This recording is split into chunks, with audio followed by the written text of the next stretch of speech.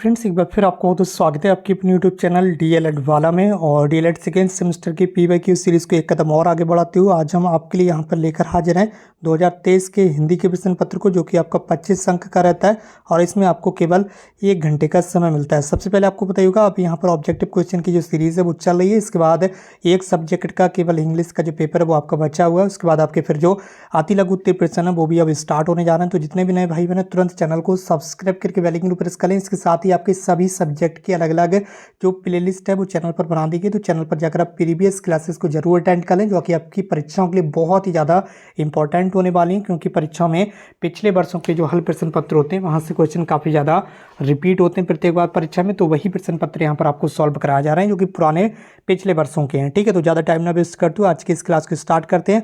और यहाँ पर सबसे पहला प्रश्न आज आपके सामने स्क्रीन पर है। प्रश्न संख्या 1 में आपसे पूछा गया कि जो लिपि है, लिपि विकास का जो प्रथम सोपान यानी कि जो प्रथम स्टेप है वो क्या होता है। वर्ण लिपि होती है या फिर अक्षर लिपि होती है या फिर चित्र लिपि होती है या फिर उपयुक्त में से कोई नहीं। तो किसी भी तरह की यहाँ पर आपको अगर सिखाना है, ठीक है, यहाँ पर आपको कोई भी लिपि सिखाना है या कोई आपको यहाँ पर अदर कोई चीज़ भी सिखाना है किसी बच्चे को, छोटे बच्चे को, तो क्या होता है कोई लैंग्वेज सिखाना है, ठीक है, तो उसमें क्या होता है सबसे पहले हम अक्षरों को नहीं बल्कि यहाँ पर चित्र के माध्यम से बच्चों को सिखाते हैं। ठीक है, फिर पहले चित्र के बारे में बताते हैं कि कौन सा चित्र क्या है, ठीक है, उसके बाद यहाँ पर अक्षरों के बारे में बताते हैं। तो इस तरह से यहाँ पर जो है वो लिपि विकास का प्रथम जो स्टेप्स होता है वो होता है आपका चित्रलिपि। ठीक है, तो इस सवाल का आपका राइट आंसर हो जाएगा ऑप्शन सी। ठीक है, राइट आंसर क्या हो जाएगा आपका ऑप्शन सी। लिपि विकास की जो प्रथम सोपान है वो क्या है, वो है चित्रलिपि। ठीक, तो इस तरह से ऑप्शन प्रश्न संख्या 1 का आपका राइट आंसर हो गया ऑप्शन सी। इसके बाद प्रश्न संख्या 2 है आपका। प्रश्न संख्या 2 में पूछा जा रहा है पर्वत जो शब्द है इसका जो समानार्थी शब्द है वो कौन सा है। ठीक है, क्या कूट है, क्या पादप है, क्या नग है, क्या आगार है, ये यहाँ पर आपको बताना है। ठीक है, तो इस सवाल का आपका राइट आंसर हो जाएगा इस ऑप्शन सी। ठीक है, पर्वत शब्द का समानार्थी शब्द क्या होता है, नग, शैल। ठीक है, इस तरह से सारे पर्वत शब्द के यहाँ पर जो है वो समानार्थी शब्द हैं। तो और प्रश्न संख्या 2 का राइट आंसर हो जाएगा आपका ऑप्शन सी। ठीक है, इसी के साथ बढ़ रहे हैं हम अपने अगले प्रश्न की ओर। और प्रश्न संख्या यहाँ पर कितना है आपका, प्रश्न संख्या 3 आपके सामने स्क्रीन पर आ चुका है। प्रश्न संख्या 3 में आपसे पूछा गया कि जो अल्प प्राण ध्वनि है वो इनमें से कौन सी नहीं है। ये भी ध्यान रखना, यहाँ पर क्या पूछा गया, नहीं वाला पूछा गया। ठीक है, तो अल्प प्राण ध्वनियाँ कौन सी होती हैं, ठीक है, जो यहाँ पर वर्ग होते हैं, का वर्ग हो गया आपका, ठीक है, और इसके अलावा जो अरे 5 वर्ग होते हैं आपके टोटल। तो पांचों वर्गों में क्या होता है, जो पहला अक्षर होता है, ठीक है, और जो तीसरा अक्षर होता है और 5वां अक्षर होता है। ठीक है, हर वर्ग में 5 अक्षर होते हैं। का वर्ग, चा वर्ग, टा वर्ग, ठीक है, ता वर्ग, ठीक है, इस तरह से जो वर्ग हैं इन वर्गों में जो पहले, तीसरे और 5वें अक्षर होते हैं ये क्या होते हैं, ये आपके अल्प प्राण होते हैं। क्या होते हैं, यही अल्प प्राण होते थे। तो का कैसा वर्ग है, ठीक है, का कैसा अक्षर है, पहला है। ठीक है, तो ये अल्प प्राण है, लेकिन पूछा गया नहीं, कौन सा नहीं है, गा। गा कौन सा है, तीसरा है, का, खा, गा तीसरे नंबर पर आ रहा है। ठीक है, तो ये भी आपका अल्प प्राण हो जाएगा। इसी तरह से बा, ठीक है, पा वर्ग का है। ठीक है, तो के पहले क्या होता है, पा, फिर बा, फा, फिर बा। ठीक है, तो ये तीसरा अक्षर है, तो ये भी आपका अल्प प्राण हो जाएगा। ठीक है, देख सकते हो कि तीसरा अक्षर क्या होता है, अल्प प्राण होता है। लेकिन जो खा है, ये दूसरे नंबर पर आ रहा है। ठीक है, तो दूसरा और चौथा कैसा होता है अक्षर, ये महाप्राण होता है। कैसा होता है, महाप्राण। ठीक है, ये भी आपको ध्यान रखना है। ठीक है, तो अल्पप्राण ध्वनियाँ कौन सी होती हैं, यानी कि अल्पप्राण आपके जो यहाँ पर ध्वनियाँ हो जाएंगी वो कौन सी हो जाएंगी, पहली, तीसरी और 5वें अक्षर जो होते हैं वो यहाँ पर अल्पप्राण होंगे।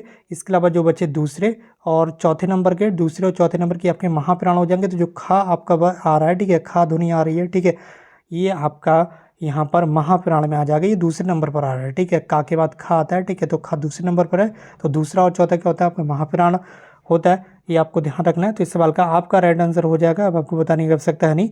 अब बताइए आपका राइट आंसर क्या होगा। आपका राइट आंसर हो जाएगा यहाँ पर खा। ठीक है, क्योंकि ये महाप्राण है। कैसा, ये महाप्राण। आपसे यही पूछा गया कि अल्पप्राण नहीं है, तो अल्पप्राण नहीं है तो फिर कैसा होगा, महाप्राण होगा। तो ऑप्शन बी आपका राइट आंसर हो जाएगा। अब ये बार बार आपको बताया नहीं जाएगा, आप ध्यान दीजिएगा एक ही बार में अच्छे से। ठीक, इसके साथ बढ़ रहे हैं अपने अगले प्रश्न की ओर। और प्रश्न संख्या 4 आपके सामने स्क्रीन पर आ चुका, फटाफट आप इसे देख लीजिए। अंग और आहा, ये जो वर्ड है वो क्या कहलाते हैं, अयोगवाह कहलाते हैं। बिल्कुल सही बात है, ये अयोगवाह ही कहलाते हैं। ज़्यादा टाइम वेस्ट नहीं करेंगे आपका, आप साफ यहाँ से नोट कर लीजिए। जो आपके अंग और आहा, ये जो दो वर्ण हैं ये आपके अयोगवाह कहलाते हैं। क्या कहलाते हैं, अयोगवाह। तो ऑप्शन बिल्कुल ए जो है वो आपका राइट आंसर हो जाएगा। इसके बाद आपका ऊष्म व्यंजन क्या होता है, जो ऊष्म व्यंजन होते हैं वो 4 होते हैं, सा, सा, ठीक है, और ये वाला सा हो गया आपका। और उसके बाद हा, हाँ, ठीक है। तो ये 4 व्यंजन क्या हो जाएंगे, ये आपके ऊष्म व्यंजन हो जाएंगे।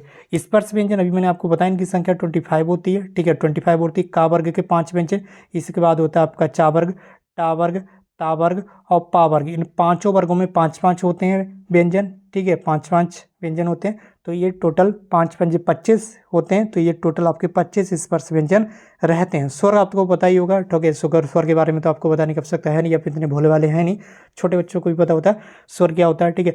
तो उसी के साथ हम बढ़ रहे हैं अपने अगले प्रश्न को, लेकिन इससे पहले यहाँ से आपने इसका आंसर नोट कर लिया होगा। तो यहाँ पर प्रश्न संख्या 4 का जो राइट आंसर हो जाएगा वो हो जाएगा आपका अयोग्यवाह, ठीक है। ऑप्शन ए आपका बिल्कुल राइट आंसर हो जाएगा, ऑप्शन ए। अंगोराहा क्या है, ये अयोग्यवाह है। इसके साथ बढ़ चुके हैं अपने अगले प्रश्न की ओर। प्रश्न संख्या 5 आपके सामने स्क्रीन पर आ चुका है। अब आप कहेंगे ये आप नहीं पढ़ा, ये ही तो अब हम पढ़ाएंगे, केवल एक प्रश्न पत्र बचा है, ये हिंदी का हो गया आज आपका। इसके बाद इंग्लिश का बचा है, ठीक है। तो इंग्लिश के बाद आपके क्या हो जाएगा, अति लघु उत्तरीय प्रश्न स्टार्ट हो जाएंगे। तो जितने भी नए भाई बहन हैं, नए जितने भी स्टूडेंट्स हैं, तुरंत चैनल को सब्सक्राइब करके जुड़ जाए। अब आपके अति लघु उत्तरीय प्रश्न की जो सीरीज है वो स्टार्ट हो जाएगी, क्योंकि मार्च के तृतीय सप्ताह में आपकी परीक्षाएं स्टार्ट होने जा रही हैं। इसी बात पर इस क्लास को शेयर जरूर कर दीजिए अपने फ्रेंड्स और अदर भाई बहनों के साथ। और प्रीवियस क्लासेस को अगर अभी तक आपने अटेंड नहीं किया तो सभी सब्जेक्ट की अलग अलग प्ले लिस्ट केवल और केवल आपके लिए बना दी गई है। तो तुरंत जाकर आप प्रीवियस क्लासेस को जरूर अटेंड जरूर कर लीजिए, ठीक है। अंतिम प्रश्न है आज की क्लास का, कामायनी के लेखक कौन है। ये आप शुरू से बचपन से पढ़ते हुए आ रहे होंगे भैया, कामायनी के लेखक कौन है, ठीक है। ये फेमस हाँ यहाँ पर पुस्तक है, ठीक। तो कामायनी के लेखक कौन है, फटाफट बता दीजिए, ठीक है, बता दीजिए, ठीक है। इसका आंसर आपको बताने की आवश्यकता है नहीं, आप खुद ही बता देंगे इसका आंसर। तो कामायनी के जो लेखक है वो है भैया जयशंकर प्रसाद जी, ठीक है, जाने माने राइटर, ठीक, जयशंकर प्रसाद जी। तो कामायनी के लेखक कौन है, जयशंकर प्रसाद, ठीक। तो इस तरह से ये टोटल 5 क्वेश्चन आ गए आपके ऑब्जेक्टिव। इसके बाद आपको बताइए अति लघु उत्तरीय प्रश्नों की सीरीज बहुत जल्दी स्टार्ट होने जा रही है, अगले 2-4 दिनों में स्टार्ट हो जाएगी। तो सभी अभ्यर्थी चैनल को सब्सक्राइब करके जुड़ जाएं, ताकि आपको अति लघु उत्तरीय प्रश्नों की सीरीज से वो भी मिल जाए, ताकि आप परीक्षा में अच्छा प्रदर्शन करें और अच्छे से आप तैयारी कर लें। बहुत जल्दी आपकी एग्जाम डेट घोषित होने जा रही है। जितने भी नए भाई बहन हमारे साथ बने रहें। आज की इस क्लास को यहीं पर समाप्त करते हैं। हमसे जुड़ने के लिए बहुत बहुत धन्यवाद। Thank you so much for connecting with